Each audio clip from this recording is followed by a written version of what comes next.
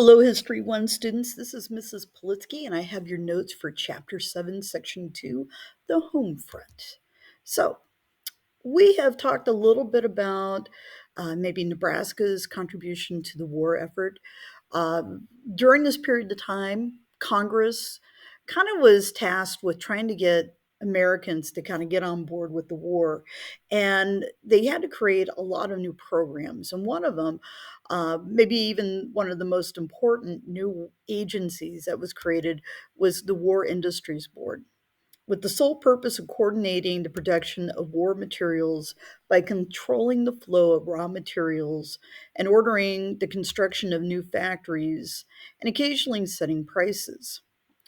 The Food Administration was tasked with the job of trying to make sure that there was plenty of food for not only our American citizens, but for our soldiers who would be serving in the war, but also for many people who were living in Western Europe who were in the war zone, who were facing famine. So Americans were asked to conserve food and to grow vegetables in victory gardens. And in the Midwest, per capita, there were probably more victory gardens here than anywhere else in the United States. The Fuel Administration. This was basically set up to manage the consumption and usage of coal and oil. And it also instituted heatless Mondays to conserve energy and daylight savings time. And it also shortened work weeks for a lot of workers in our country. So we're going to start seeing, on average, the 40-hour work week, but also the fact that we're all being kind of asked to, not use as much energy in this whole process. Even today, there are occasionally times when state governments, local governments will ask Americans to conserve energy, particularly during like cold spells or hot heat waves.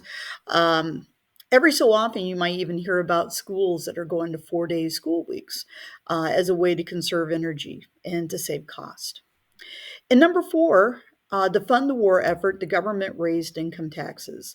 Income taxes were actually something kind of new. They came about in 1913 as a result of the 16th Amendment.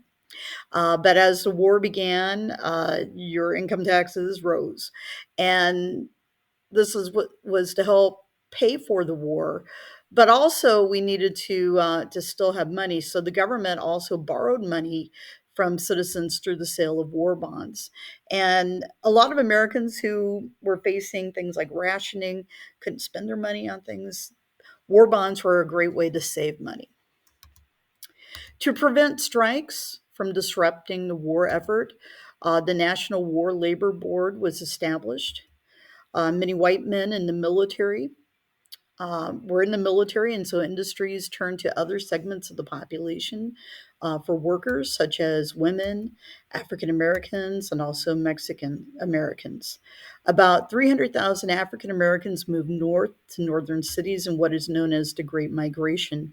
And so, if you look at the map, on the right hand side of your screen, you'll kind of see kind of how the people move north out of the deep south, but in some cases, they also move towards the west coast.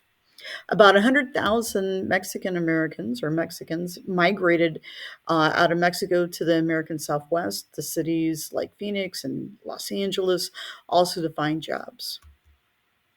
So when we look at our economy during the First World War, we had a decreased number of immigrants coming from Europe because of the fact that you're in the middle of the war.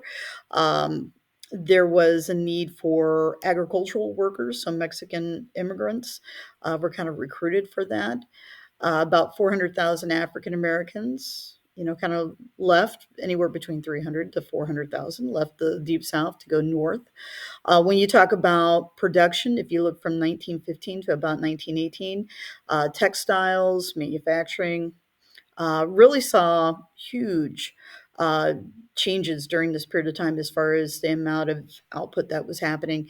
Agriculture changed a little bit, but at the same time, agriculture back at this period of time was still kind of hands on.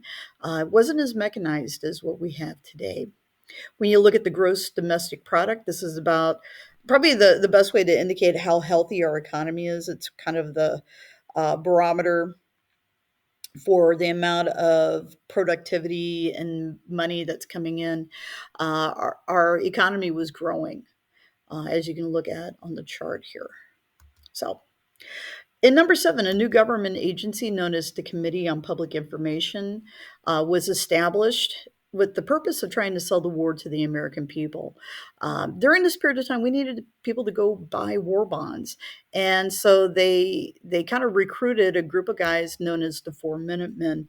And what they would do is they would go into movie theaters, social gatherings, maybe even churches, and they had a 4 minute uh, spiel that they would say. And by doing this, they could get people to maybe sign on to buy these war bonds.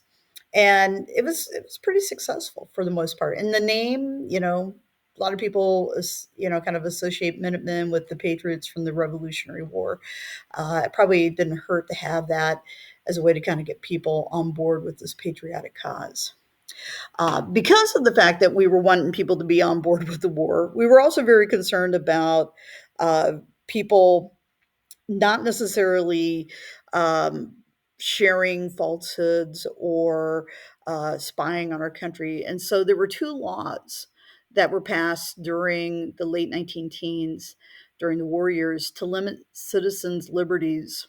And first one was the Espionage Act of 1917, which basically prohibited obtaining information, recordings, pictures, or any kind of copies of descriptions of information relating to national defense that could be damaging to the United States or give an advantage to some other foreign country. So, this fear that somebody might share blueprints of maybe one of our war plants or blueprints of ships that we are building and such, all that would be considered to be treasonous. We also passed the Sedition Act of 1918, and it made any expression of opposition or criticism to the government illegal. It's very similar to what happened during the American Civil War when Abraham Lincoln suspended the right or the writ of habeas corpus. This idea that you could be sent to jail and maybe not have a court date because of the fact that whatever you were saying or doing would be damaging to the American cause. So these were two very, I would say probably today people might say they were unpopular, but they were done because they wanted to keep America safe. And it isn't going to be the last time that we're going to see something like that be instituted by the United States. Just wait till we get to World War II. So, building a military, believing a draft was necessary, Congress established the Selective Service, or sometimes known as the Selective Service Act, which was established to register men for a draft. Not all U.S. soldiers were drafted. Part of it is because they had to, number one, meet some of the criteria. They had to be a certain age, but they also had to have a certain level of physical fitness. They had to go in and take a physical. Part of that is to make sure that we had a fighting force that would be able to fight and not necessarily be defeated. Approximately 2 million people kind of bypassed the draft and went ahead and went down to a draft board and volunteered their service. Sometimes these volunteers didn't always get selected. Probably one of the most famous is a guy named Harry Truman, who really wanted to be in the military, but he couldn't pass the eye exam. And so he figured out a way to memorize the eye chart so he could do that. African American soldiers served in racially segregated units under white officers and often encountered discrimination within the armed services. And in many cases, African Americans were not assigned to combat units.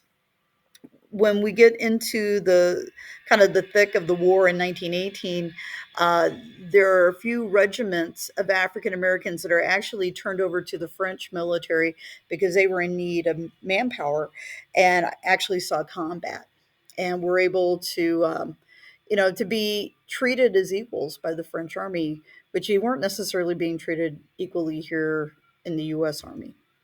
So, for the first time, women were able to serve in the armed forces, although they were in non combatant roles. So, if women wanted to be clerical helpers, or probably more often was the case in the nursing corps, they would be able to sign up to do so. Many Mexican Americans also served in the war, volunteering for service more than any other minority group in the United States. And in number 13, laws limiting civil rights were upheld by the Supreme Court in cases like Shinnick versus the United States and Abrams versus the US. And if you take a look here in these cases, when you talk about Charles Shinnick, um, basically he opposed the draft and was accused of violating the Espionage and Sedition Act. And he basically claimed that it was his First Amendment right, uh, that he would be able to say what he wanted to under those circumstances. All right.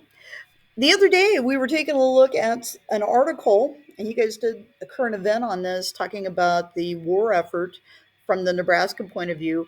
This is something I might want you to have jotted down because of the fact that you are going to have a short answer question on your upcoming test that's kind of dealing with Nebraska and the war effort. But we did have a balloon school at Fort Omaha, which basically was going to be used for surveillance and gathering reconnaissance or intelligence. Granted, aircraft is going to quickly replace some of this. We had a few pilots that were, kind of were associated with the Midwest. First one being Jarvis Offutt, who happened to die in combat during the First World War. And hence, today, Offutt Air Force Base is named in his honor because of his locality. He came from the Omaha area, and thus he is honored with that honor of being the guy that's going to have the base named after him.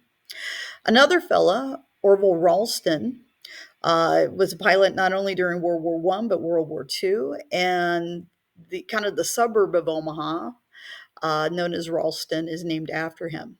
Years ago, Ralston actually was not part of Omaha; it was actually quite a ways away. But you know how times change.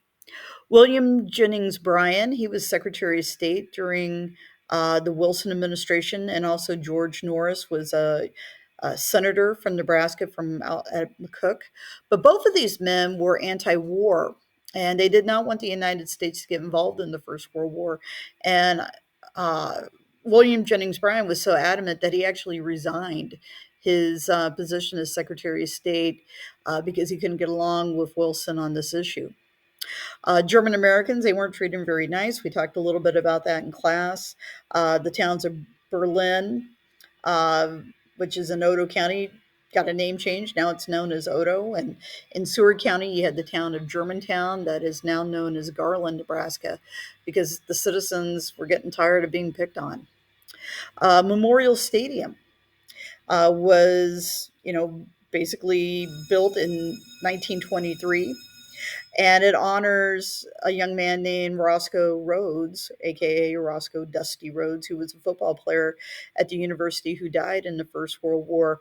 Willa Cather, who is a renowned author from Red Cloud, Nebraska, wrote a book called One of Ours, which was a book about a young man who died in the First World War from a small town, and it's the only book that she wrote that won a Pulitzer Prize. And if you happen to be, up there on Paswalk in Norfolk, and you go by the old junior high school in Norfolk, there is a statue just right off of Paswalk, uh, named the Charlie statue, which is a statue that honors a lot of the World War veterans that come from Norfolk, Nebraska. And finally, the top dog, the head cheese, J.J. Pershing, was head of the American Expeditionary Forces during World War One. He was the top general for the U.S. And he has ties to Nebraska. He taught at the University of Nebraska. A lot of things have been named after him. I know if you go into certain towns like Columbus, there's a street named after Pershing. In Lincoln, there used to be Pershing Auditorium. Pershing is a well loved guy. and he was a very good soldier, and hence why we honor him in this state. All right, thank you very much.